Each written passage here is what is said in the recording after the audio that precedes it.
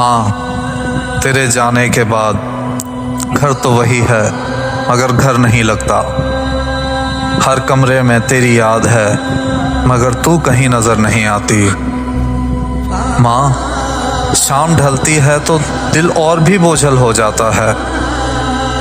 जिसे सूरज नहीं मेरी उम्मीदें डूब रही हों।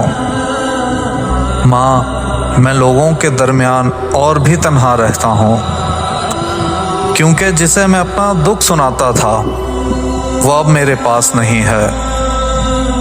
माँ, कभी कभी तेरी पुरानी बातें याद आती हैं और मैं हंसते हंसते खामोश हो जाता हूँ।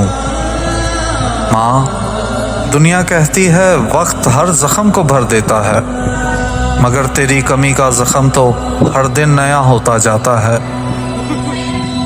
माँ, अगर दुआओं की कोई राह आसमान तक जाती है तो मेरी एक दुआ है, एक बार ख्वाब में आकर मुझे फिर से बेटा कह दे।